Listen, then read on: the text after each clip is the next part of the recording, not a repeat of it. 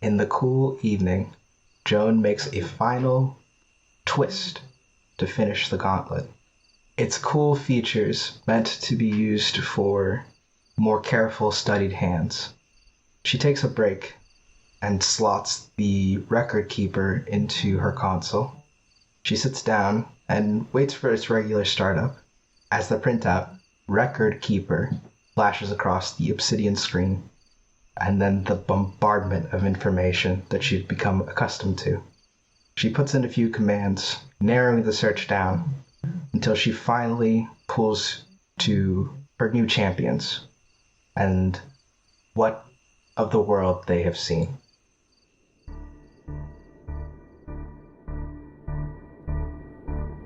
This is the world of Thrice, said to be ruled by the ancient gods of motion, construction, and aspirations. 1,000 years ago, a great conflict led to the surface of the world being ravaged by enormous pits, leading to peoples cut off from the world above, as civilizations continue their reconstruction in fear of such devastation happening again.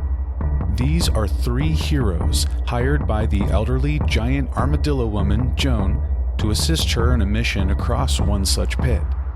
The first hero is Testudo Vale. Vale is a well-studied librarian with a penchant for battlefield tactics. The next is Reginald Oathsworn. Reginald is a nomadic mercenary looking for answers to the ruin of his old home. The last is Radar Civic, a bunny person who uses the pronouns they, them. Short and muscular, they paint with their sword, marking enemies with symbols of power. Civic comes from a land outside the pit, aptly called the Hill, where their people follow something called the Prismatic Way, which finds balance in all things, the elements, emotions, and our place in the world. Turns out, Joan founded the Hill a long time ago to help the peoples of this world find peace, which hasn't been entirely successful. One faction from the Hill, led by the rogue member Mollum Racecar, has been terrorizing the people of the pit for unknown reasons. Last anyone heard, Racecar was going to Yarmil, the biggest city in the pit, a prime trade hub. It turns out that Joan, the woman that these heroes have been working for, is a representative of the Coalition in this world. The Coalition, we'll get back to. Ages ago, the people of this world left to conquer the stars. However, as is often wont to happen, war broke out between them, specifically between 2 massive corporations, one known as Dynamico and the other known as Chariot. Now, the Coalition for Galactic Peace, as I had mentioned before, formed to stop the violence. They succeeded to a degree, but our people were banished back to our home world. Joan then followed to watch and prevent such tragedies from beginning ever again.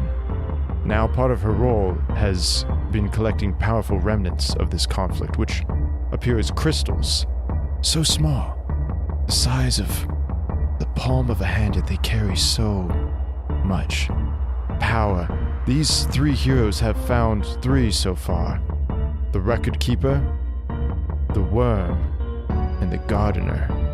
But records show that there should be 9 in all.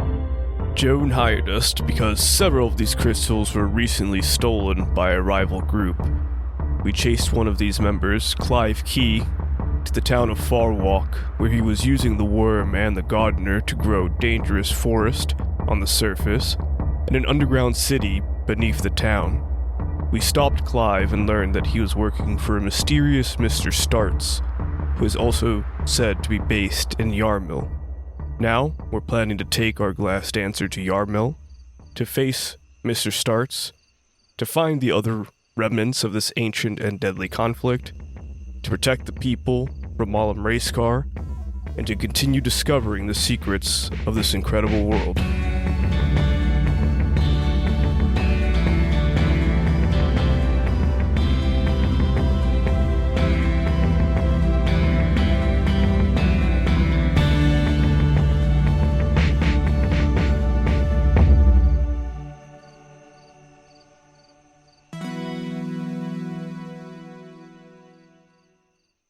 Joan had you guys stay the night. The adventure that you previously completed, your struggle against Clive Key, she expected you guys to be tired, and whether you were intending to or not, she was going to make sure you got the rest you deserved. How do you guys spend the evening? And this will be considered a long rest. I think Vale will wander his way down in the later hours of the evening to one of the slate terminals that Joan has installed in her home. And he will install a fragment of the record keeper and watch all of the information stream by, doing his best to pick up piece after piece after piece. And I imagine he becomes so engrossed in this venture, this wellspring of knowledge that is at his fingertips, yet is like trying to make sense of a single drop in the ocean. None of it actionable because there's just too much, as he just does his best to parse through it, trying to learn if he can unfocus his eyes, increase the rate at which he reads. He's finding himself up against a base of knowledge that for the first time he's finding nigh impenetrable. And he's completely unaware to whatever else is going on around him. As Reginald goes down the staircase and sees kind of Vale interacting with machinations he has no business even pretending to know or become involved with, I look for Prudence. Is that the name? Yeah, that is the name. Prudence. Prudence is in the backyard. And the backyard is the first place I looked, so I found them exactly where I was expecting. And I kind of approach and apologize for, my crude comment the other day and ask just to spar with them. Thou art a noble warrior, Mr. Oathsword. I shall, as you say, I will test thy might. And you guys can just do like a quick training montage with Prudence in the backyard, past the 14 trees and little garden. Yeah, and I feel like initially Prudence tries to, rush me or, take a few pot shots with like a makeshift slingshot. And, every time I'm able to like overpower them or see them and deflect effectively, and I just instruct to use the element of their swiftness to their advantage and try to sneak up on me and hit me with a slingshot from an angle I'm not expecting, and kind of just training them a little bit on how to use their diminutive structure and size to best a bigger Goliath opponent. Oh, absolutely. Yeah, you notice that over time, Prudence stops using the slingshot, just fully puts it down, and starts using their fists more, revealing their gauntlets that they keep, and starts trying to do like quick rushes and then diving out of one way or like feinting in and out of the combat with you. I think eventually Radar Civic will, after letting Sonar eat for a little bit at the table, kind of wrap the snake around their neck and shoulders and walk out onto the porch in the evening, and just kind of see, is Joan out here? No, you would actually know after the meal was finished and everybody was given space in the house to sleep. Joan went to a workshop that is close to the kitchen, but just a little bit behind it. She's not currently outside. Nice. That's fine. Radar will look at Joan's chair. Is it like a rocking chair, or she was sitting somewhere as we approached the first time, I believe? Yeah, she has a wooden rocking chair. You've seen it both in the front and the back of the house, so you've never seen her pick it up. Okay. Oh, maybe she's got two. The Civic will walk past the chair and up to the railing on the porch and lean against it and just look out across the rocky earth the plant life of the pit as it gently slopes down and into the distance. And Radar is going to do some soft meditation. Just a chance to listen and to look and to orient to their feelings and what they've learned so far. Yeah. You meditate with the rocking chair and the empty side table, and you all complete a long rest. The next morning, per your request, Joan comes out of her workshop, or rather, Joan meets you in the den in the morning with Vale. She brings out a gauntlet. Please describe the gauntlet that she hands to you. Yes, the gauntlet that Joan hands to Vale is largely like a brown leather kind of gauntlet. It's missing just it's like fingerless completely, not just the fingertips, but totally fingerless, because how else is he going to turn pages? And in the back of it, on the back of the hand, is the embedded worm gem, and sort of holding it in place and then traveling, partway up the forearm as far as the gauntlet goes. There's some scroll work that is symbolic of scales, binding it all in place, some like silver scroll work holding it all in place. And this is known as the Worm Grasp Gauntlet. The Worm Grasp Gauntlet will give Vale control over his guiding star in a similar manner as Clive was able to exert control over the drones, as that is part of the nature of the worm, is the idea of legions and the control over them and their flight. And with the ability to basically duplicate the guiding star and its trajectory, using that to further create distractions in combat, much as Vale is wont to do, in order to convert Queen's Gambit's large heal into 2 moderate heals to distribute amongst his companions. Wonderful. And Reginald, what does the shield that Joan hands to you look like? The shield that is handed to me very much looks like the original shield I had brought, but with some additional components of these new droids that I brought back implemented into the shield's design. And at the center there is the gemstone that has been slotted into it. So whereas the old shield had more of that old kind of rusted metallic from a bygone relic, this one has some new varnishing, some shinier silvers and bronze inlaid within the shield, and it looks a little bit shinier.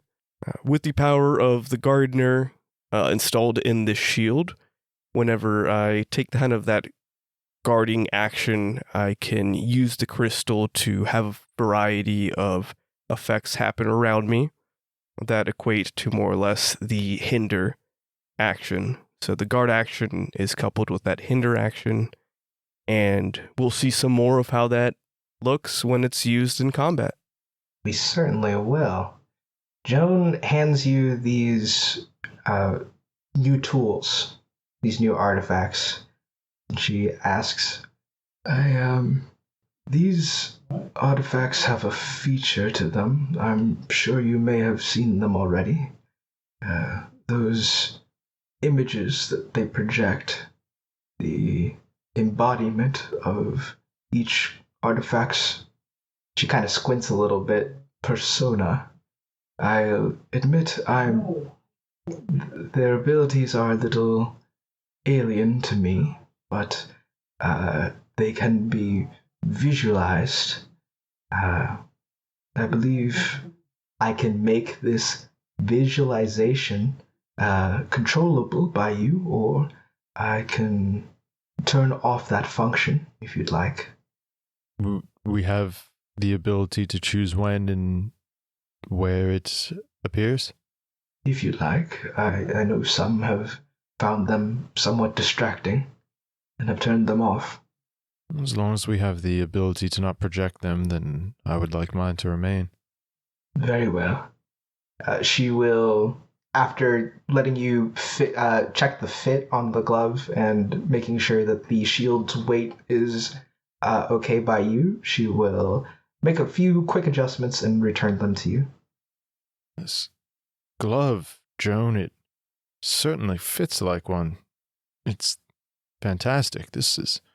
I can feel the control. It's fascinating. He smiles to himself for a second and goes, I promise, though, I won't let it go to my head. No worries. I can admire the craftsmanship without taking it too far. She watches you very carefully, and eventually a smile crosses her lips. She says, I trust that you will make the right decision and use these well. I will return this relic to you once our mission is complete. Rest assured. I trust that you will. Speaking of missions, your due payment. She puts down 3 large bags in front of you, and you each get 1,000 zenith each. Whoa. That's a lot of zenith. It certainly isn't. Not really. Not with the mission that you've been given. No, this is hardly enough. Okay, well, now it makes it sound like you're holding out on us. I'm kidding. We'll take more. Would I have more to give Joan, at the moment? I appreciate it. Oh, certainly. You all are planning on heading to Yarmul next, yes? That's the plan. We've got to chase down Mullum race car and find this Mr. Starts. Good. Try to keep in touch. I know this is all very new to you all, but it does worry me a little bit not hearing anything for long periods of time. How often would you like us to check in?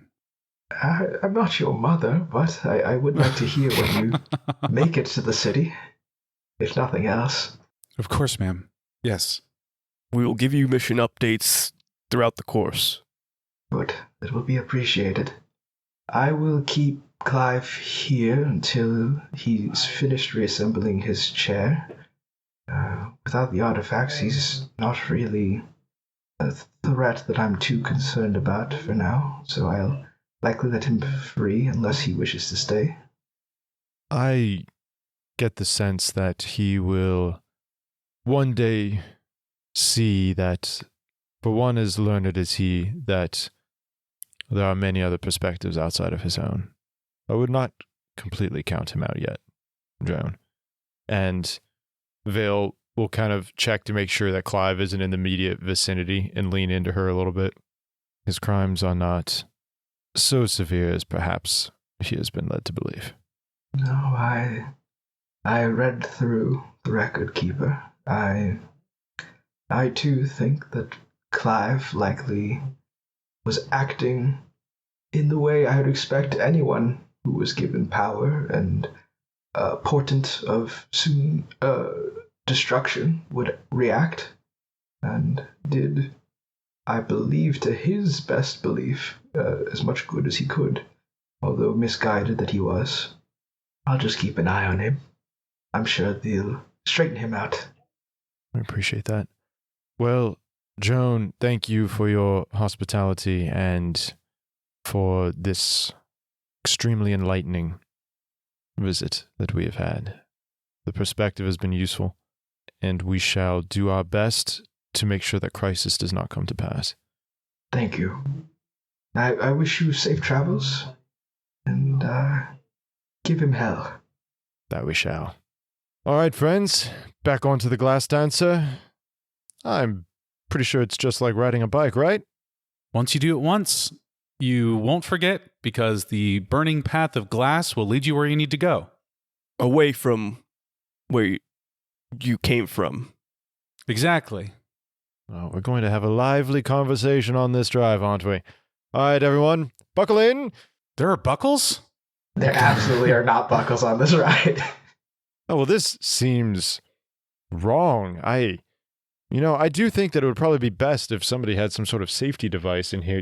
I bet there are people who probably just sort of treat this with whatever sort of cavalier attitude they want, drinking while they do it also. And I bet that if anybody told them to do anything differently, they'd have some sort of conniption as well. Ridiculous the way folks get out here. I swear. Anyways. Sure. You guys ride out. So, to go back to like we're back to exploration rolls.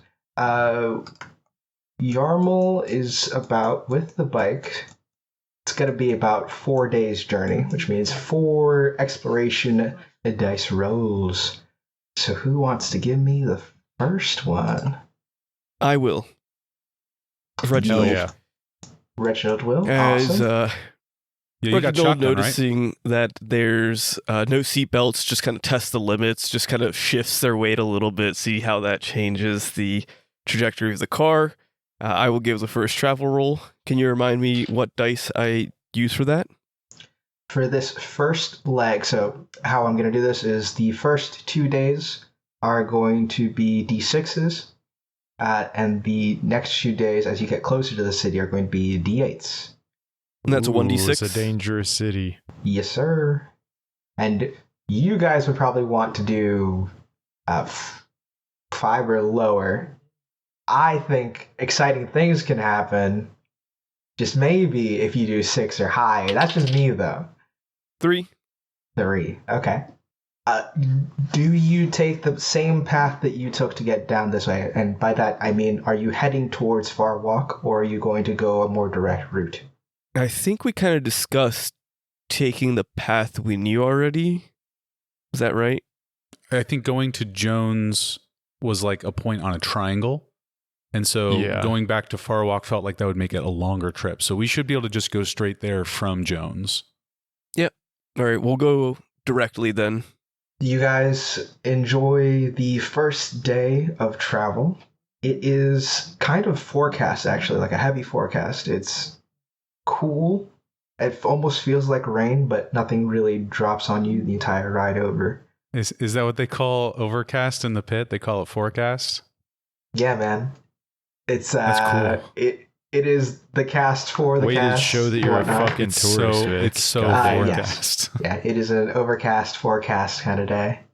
Civic hasn't spent time with people who know about the weather systems of the pit. They've been navigating it on their own so far. I see. This guy can't even predict the weather. Oh, So you guys enjoy the first problem-free ride that you've had on this lovely ride. The glassdancer handles very well. It is a little janky, but with your 3 weights trying to rebalance every now and then, but the wheel keeps turning and you guys keep going. I like the idea that occasionally Reginald gets like comfortable in the seat and like kind of leans a little off center, and then Vale is like having to like start to like kick way over and overcorrect while steering. Like, Reginald, wake up, Reginald. Civic leans up Civic, and slaps Reginald. Entirely what happens. Even in my description of that, I've been purposely doing it and not on purposefully doing it. I also think we just discussed the merits of seatbelts the entire time. Like, I just keep bringing it up and instigating the conversation. But what if you need to exit the vehicle quickly and you're strapped down? Well, there should be some sort of quick release. What sort of life are you living that, we're traveling at this speed and something is going to get the jump on us? Well, Yes. I suppose, I guess, in our line of work. Yeah. It makes sense there'd be some kind see, of cost or balance for the speed of this transportation. And also, a sand shark jumps out and you hit it and you're just stuck in the vehicle as it starts swarming around your car. Okay, but counterpoint, we hit something, back end goes up first, you're just going to go skull first into the ground. I've taken worse blows before. I have seen you do that, but there's only so many times that you can do that before things start to take a turn for the worse. Like, how many times are you going to play that chance, right? Oh, sorry, bug. Roll up the windshield. Yeah, there's no windshield here. See, I feel the more There's time. no windshield. Let's talk about the merits of windshields. We just talk about car design throughout this first day. Yeah. And We can build it better. Maybe you guys can find somebody who can get you guys properly set up. I once read an old tome in the stone shelves about the introduction of powered transportation and the extreme fear that people felt that the speed of 25 miles per hour would have on the mortal body. They thought it would just be torn apart by moving at such a pace. We're going at least 26 right now, so that proves them wrong, right? We use kilometers up at the hill. It really is a more sensible system, but, there's something about tradition, I suppose. I've, already programmed my brain to think 1 mile at a time out here. On the roads, the wind in my hair. I've thought about getting a shorter cropped leather jacket. I'm personally partial to yawns. Travel roll. 6. Lovely. Sand sharks, sand sharks, sand sharks. We're going to be missing those seatbelts now, huh? Vale just going, see, as he heals Reginald's fractured spine. You all, it is mid-afternoon as you guys are racing forward on the glassdancer. You can kind of see in the distance a couple of dunes that are... 1 or 2? At least 2. Maybe 4 if you consider the originals. Dune Messiah, actually. Dude, the second Dune, surprisingly, actually better than the first Dune. Wow. And the first Dune was really incredible. It was a great sight. We say as we peacefully drive by. Yeah. That's a cool encounter, man. Thanks. And then you see another set of dunes, actually. That's crazy. The children of dunes. The children of Dune. The dunes have eyes. You see a triumvirate of dunes that, as your glassdancer draws closer and closer, starts to rumble and shake as the dust falls off of 3 large spiders that will begin to prepare to launch an attack on you guys. And I'm going to need to ask y'all for an initiative roll as we get right into it. Okay. Let's go. Your Dex Insights. If you 2 would like to buff me. Gladly. I got a 0. Mm. How'd you get a 0? Actually, can you get fumble on You can't this? fumble an assistant roll. Oh, thank goodness. But Max technically can, I think. I can fumble, but yeah, on the assist, no. That's 8 for me. No help. Okay. Oh man, guys, the pressure after rolling double 10s last session, knowing that I'm just gonna beef everything this time around, is tough. I'm going to call it another double 10s. That'd be crazy considering one of these is a D8.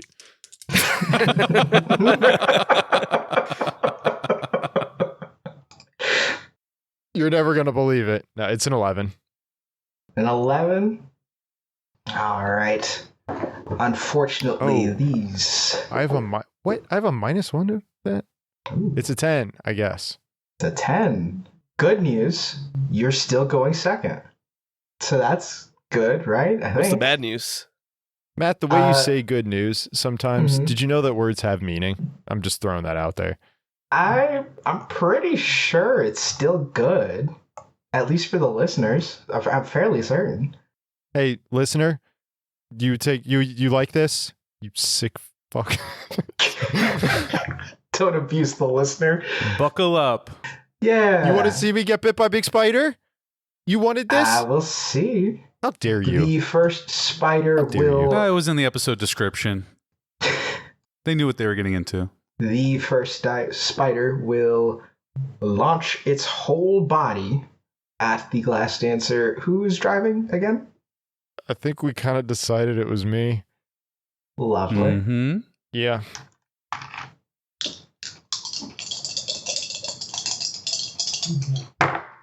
Now that is a 12 to hit. That does hit me. A 12 does hit. Okay. You are going to take 16 points of physical damage as this spider basically throws its body just to try to like stop, like basically try to, an attempt to knock you clean off the glass dancer. Okay. And I'm actually going to ask for, let's say, Dex. Dex seems like a fair challenge to not spill out, right? Oh, okay. Yeah. Unless you'd like to argue something else. No. What if I saw through the physics of its slam, right? And isn't the whole way you beat something by understanding something? So really, you could say I'll take my double dex roll. Yeah. 13? 13. Okay. You aren't knocked off, and all of you guys stay on the glass dancer, but I think the momentum is sort of killed. You have to like kind of pull in an angle to keep you guys from getting completely knocked off of this thing. You are in a unique situation. You could technically just try to drive away, but you don't know how fast these things could be. Yeah.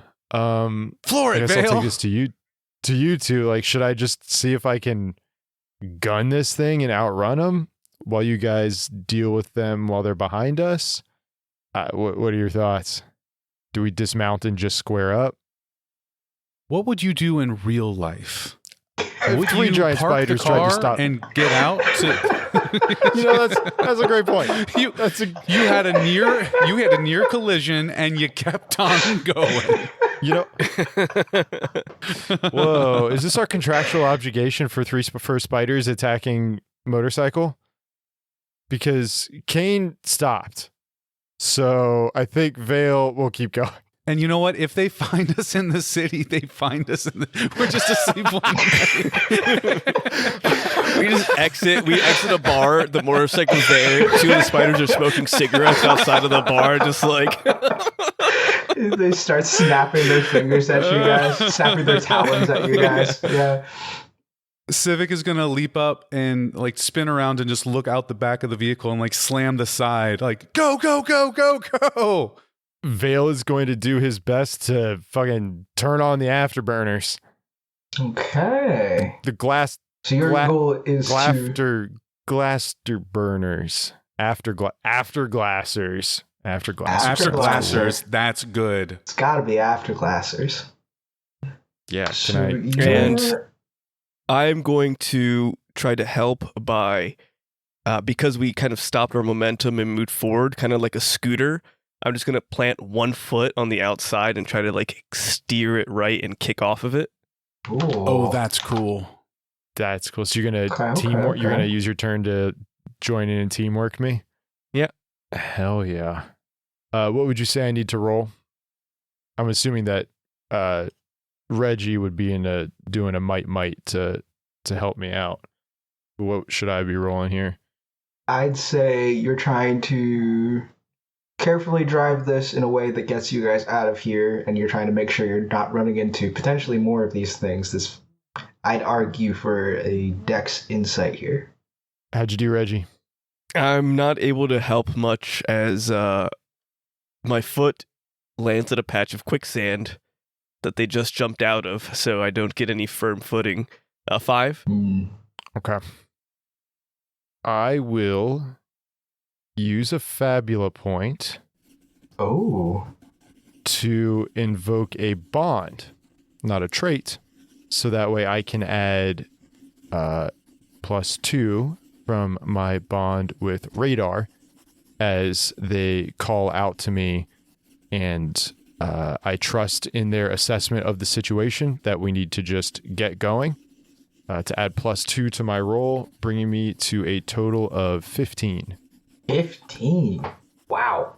Okay. I'm going to, since we are avoiding the combat, I'm going to change this to a clock situation. I'm going to say there's 8 segments to this clock. Appropriate. 1 for each eye. And a 15. A 15 sounds like that's going to be a big success. I think that's 3 successes there, so not 3 advancements. Ooh, all right. Because you succeeded by 5. I'm going to say that's a difficulty of 10, basically, to complete this check. But that is both of your turns for this round. The spiders move very quickly, actually. They seem to be able to sprint in quick bursts, and they are able to, at least for now, keep pace with your glass dancer. It's going to be another attack. This time it's going to try to tackle. Let's go after Civic. Yeah, I'm hanging out the back.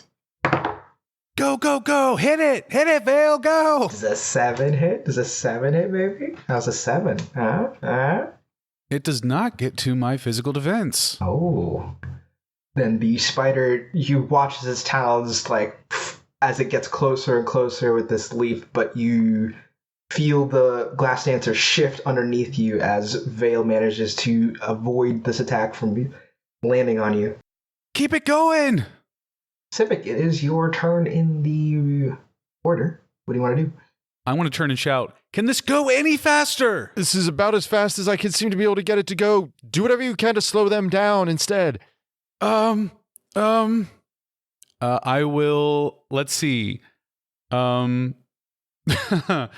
Okay, I want to burn a Fabula point as I'm searching in the back of the glass dancer. Okay. I'm thinking like, because this leaves a trail of burning glass behind it, right? It's like turning the stone into this glass. It's burning it out. Yes. So as the spiders are chasing us on this glass, I want to look and see if there's like a oil release button. And I want to leave like an oil slick for the spiders to have to get through, like burning oil that we're releasing from the back of the vehicle. Okay. I kind of like that. So you're using the Fabula point to add like a function to this bike that would basically the expectation that glass dancers would normally get attacked like on these roads, and people would prepare defenses and stuff like this. There's some kind of defenses. Yeah. Okay, I like it. Oil slick. Okay, sure. I'm gonna say, does this feel like a hinder action? Okay, and I don't know if there's a cost. Like usually I feel like Civic messes these kinds of things up in some way. So if this, I'm looking for this to alter the story, or maybe we get away from the spiders and there's maybe something else down the line we have to deal with. I'm okay with that. Let's see. What would I need to roll for a hinder action here? No, I like the thing that you said. You said something that I liked way more. Yeah? Yeah. Okay, I can't cool. believe you've done this. So can it just happen? Yeah. Yeah. You find the oil slick, and it. There's like a gear in the back. Yeah, you tell me how this plays out. Oh, it's I'm gonna, obvious. like, slow them. It's the hinder action. He presses it, and you just hear, "My girl's in the next room. Sometimes I wish it was you." As I'm like turning, I'm like, I find there's a gear, and I just start twisting it. And from the back near the burning flames, there's a spray of oil that sprays out over the glass. And now it's not just burning glass, but it's also spraying out onto the sand and around the spiders. It starts tripping them up in a real funny comedic way. Rather than just tripping it up, I mean, this is burning glass. The oil releases, and there's like a flare of fire that goes off that scares these spiders off. Victor, Excellent. did you just spill our gas? Is that the button? I don't know what that is. It's going to get us out of this encounter, and then we can worry about later. Okay. Matt, you're frozen, or else I'm sure I would see a shit-eating grin. I don't know what you're talking about. I can hear it. Hey, my car actually has a special ability too, where I can just eject the gasoline while I'm driving and just trip the people behind me. It's a great feature. No, guys, this is great actually. Okay. So, you guys have escaped these spiders, and all seems well. Honestly, you get away. Yeah. I didn't even have to close that vent. It just ended itself. That's great. Yeah.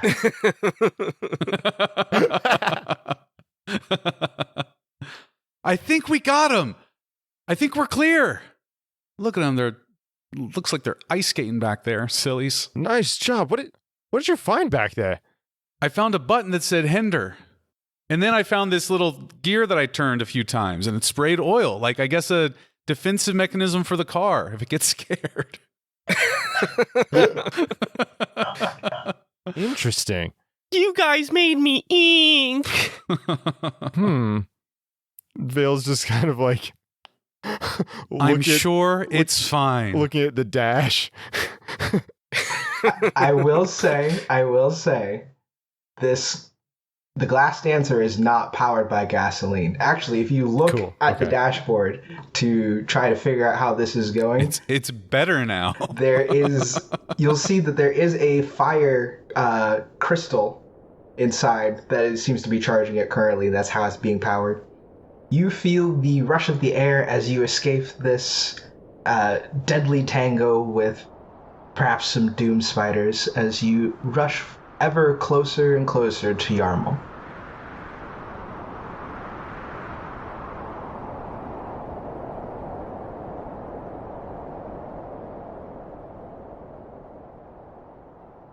Let's see what other buttons are on the back of this thing. That one says hinder. Okay. This one says seatbelts. Oh, that's what we were talking about before, wasn't it? Yeah, let me try pressing it, see what happens.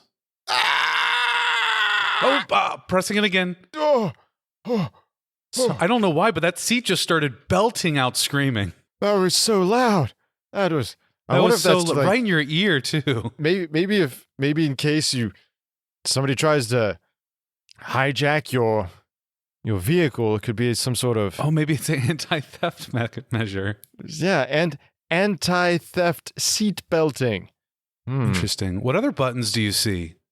There's one up front here that says Premium Speed Boost, paid subscription, but there's another button underneath it that's like a triangle. Let me click on... Today's episode has been brought to you by True Meta Inc. Like and subscribe for more information. If you like the content, please follow them at True Meta Inc. Now, here's your free power booster.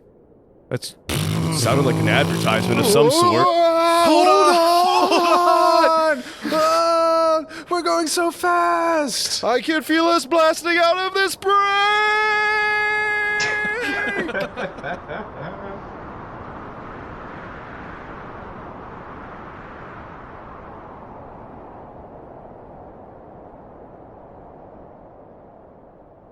You jet through the plains in the pit, and you continue forward, having escaped this harrowing encounter. The pit. Why are you talking about awful. the pits like that, Matt? That's Oh, weird. Why are you bringing up pits, Matt? You know, you're right. I should stop talking about pits so much. I do it all the time. It's like I got Constantly. It's like I've got like a Put your shirt back on. I gotta I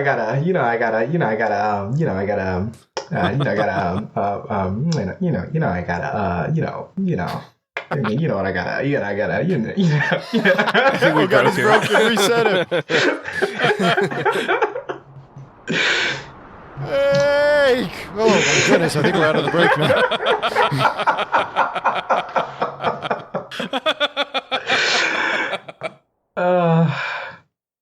You guys continue along your way, and the rest of the afternoon goes by pretty peacefully.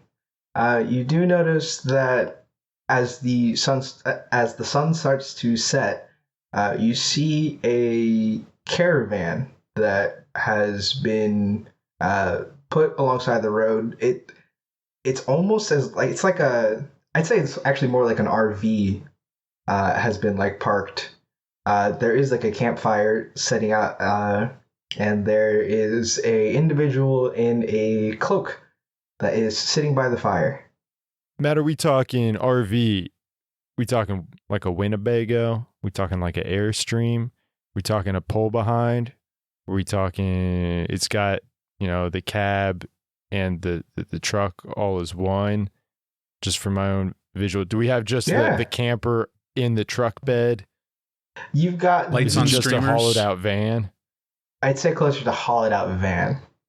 Okay. I think Vale would slow down. Honestly, It's getting later in the day. We're looking for a place to camp. Safety in numbers. Yeah, I think Vale will slow down and pull up in a way that doesn't seem threatening. Like I'm not gonna power slide and like spray the dirt in the campsite with Sure. with the dust and detritus of the open road out here on Route Pitsty 60 Pit. 60 Pit. You get closer, and as you do, the individual sitting by the fire actually raises a hand and waves you, kind of waves you in as you get closer.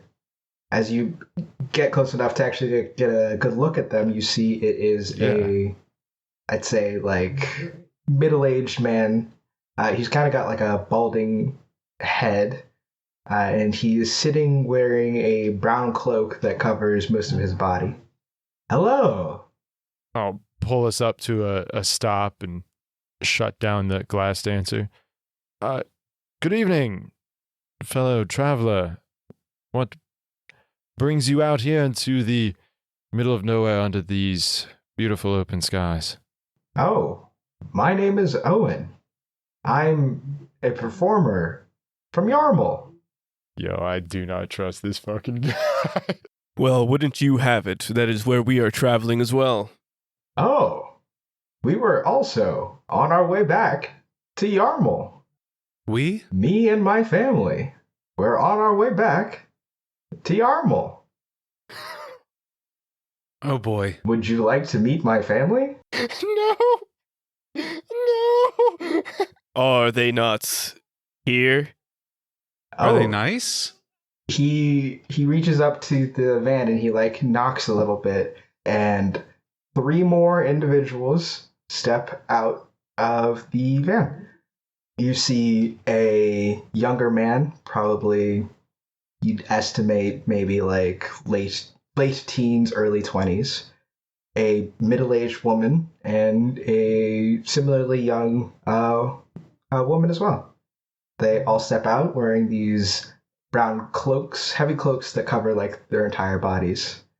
And they go, "Oh, hello, hello, hello, hello."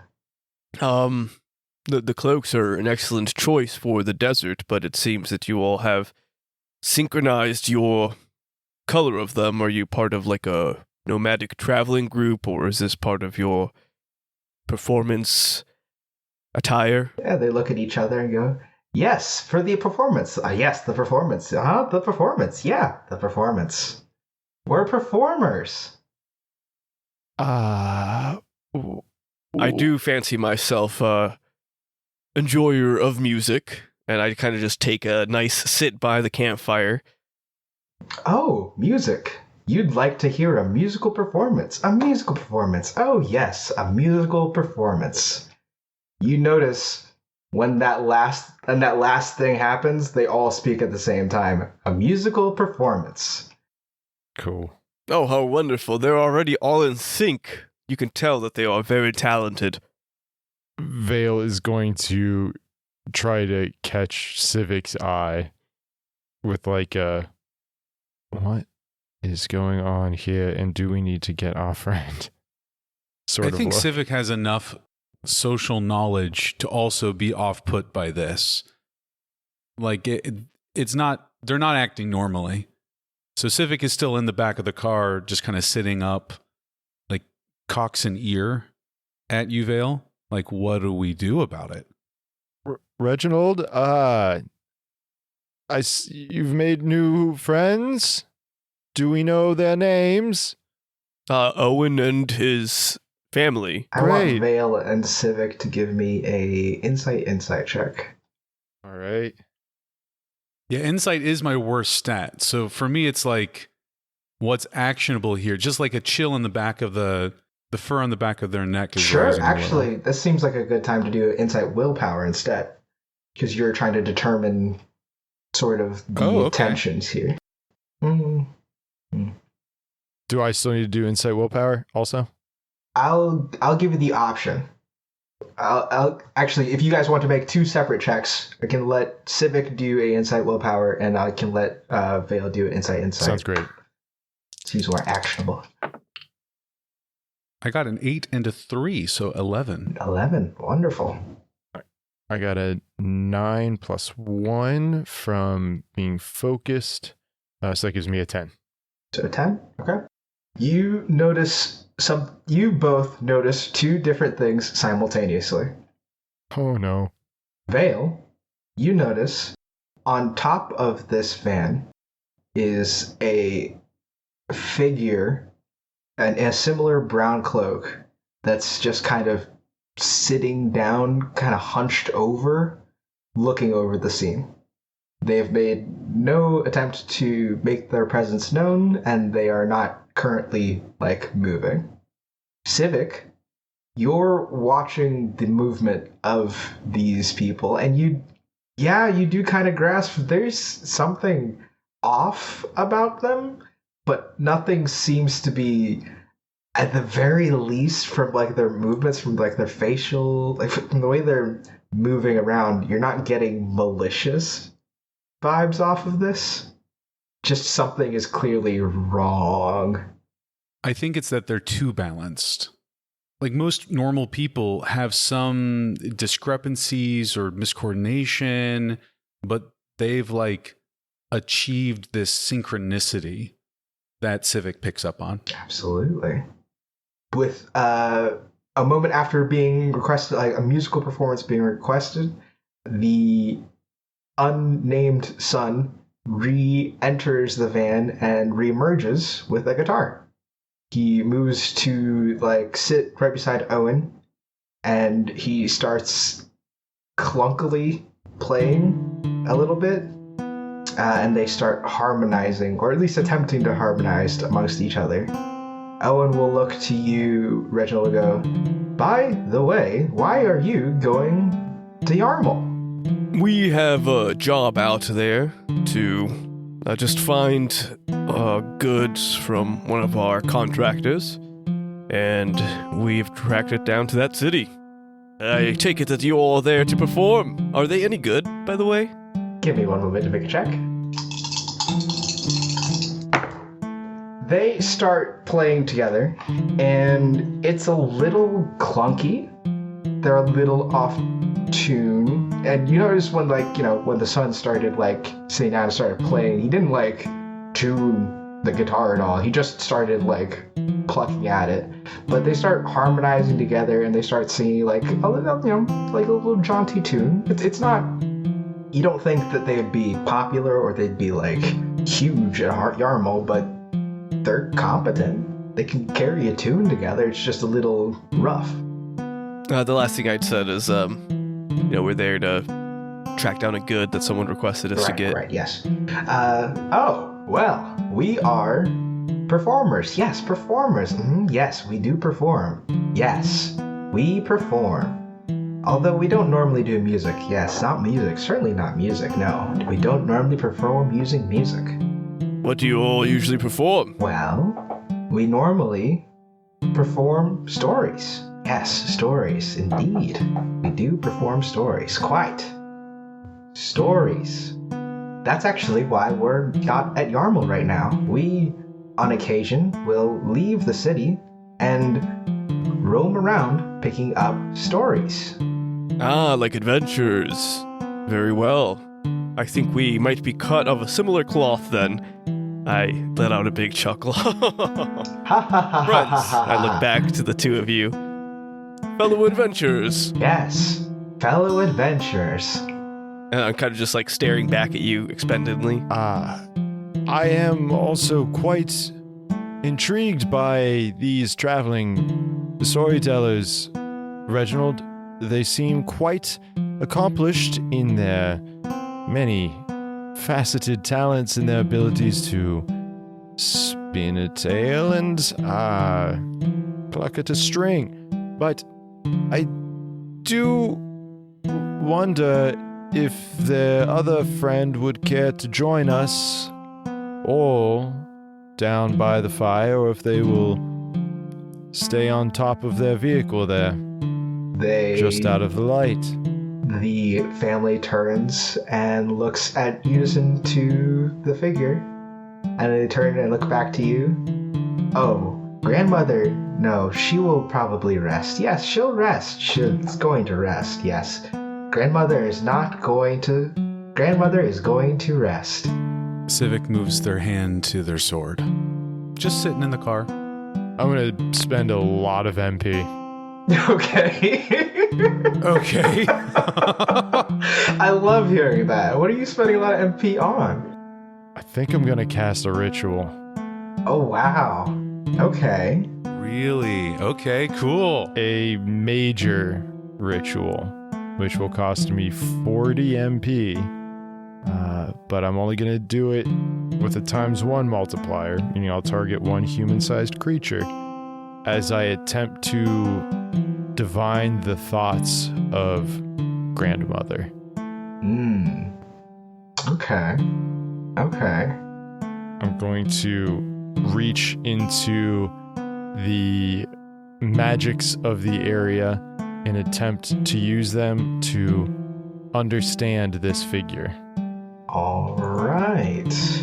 And I will put a hand on Civics as they reach for their sword and say, "One moment, please, just lend me your focus for but an instant. I need to figure something out." And I'll ask you to help me focus this. Yep. So this is a How do I do that? spiritism ritual? I was just going for ritual, if Okay. you'll allow that. Okay.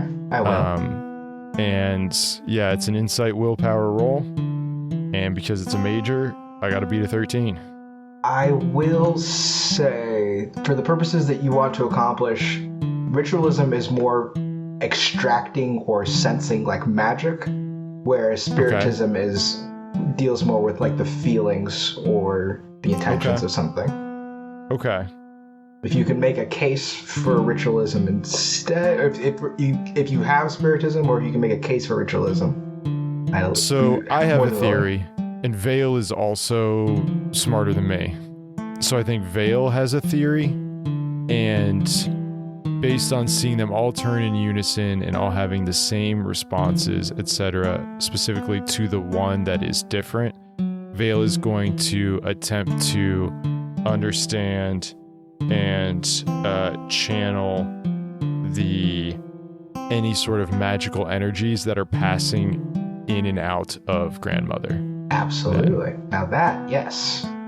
That sounds like a ritual. Cool. I'm planning on picking up the spiritism ritual, but that's a good way to define those two as being separate for now. Thank you. All right, insight willpower. You just gotta beat a 10. I gotta beat a 13. Good news, I hope. I'd like to spend another Fabula point. Okay. And seeing this group all in this strange sense of balance, I'd like to use my bond with the prismatic way, my religion that's all about seeking that balance, and kind of use that and feeling this kind of presence with the energy in the space to get an extra +2 So for my 2 strong bond to the prismatic way. Got you. Does that push you over to 10? That makes me 10 exactly. Lovely. Okay. Perfect. I'll be spending a fabulous point to re-roll my roll. A lot of fabulous I did usage. roll 3 and a 2. Okay. Looking great, looking good. You can reroll one or both dice. Now, I can't help I'm going to but reroll both. I feel like currently things aren't looking great. And may I reiterate that if you fail here, it does fail in a catastrophic way. Yeah, I know what I'm about. Absolutely. I also don't want to become a flesh cloak for the fucking puppet army here. So, like, I think I'm gonna take my chances. That's certainly fair. Flesh Cloak for the Puppet Army. It's a cool band name. Yeah. Your band name if we fail this check. I fail. I fail. Ooh. I fail. Okay. What was the total at the end of the day? So I rolled a 6. Plus the 1 from Vale makes it a 7. So I passed the easy threshold. However, I did need to hit a 13. So let me spend my 40 MP as whatever catastrophic failure looks like in this situation is what happens. Okay. So walk me through, first of all, how this ritual starts. It just explodes again. Just smoke trails out of the cab, and like Vale is slumped over the dash. Vale is trying to reach out along the channels of magic flowing through the area in an attempt to see if there is magic flowing in and out of the grandma figure, because his theory is that the others are tethered to her because of the way they all are acting in unison and she is not. And by virtue of her anomaly and them being so dismissive about interacting with her, she feels important to him, and their synchronicity is putting him on edge and feels unnatural. Thus, his assumption is magical. Sure. You feel your presence starts to expand and try to get a more granular view of this scenario. But as you make your essence reach further and further out so that you can read further and further into this situation, you find that you have overdone it. That instead of their intentions being read by you and their magic being read by you, you feel them begin to read you more clearly. You feel your bonds between your companions being read more clearly. And you all three watch as grandmother finally moves, head shifting up, looking over to you. Oh, you silly, silly boy. You shouldn't have done that.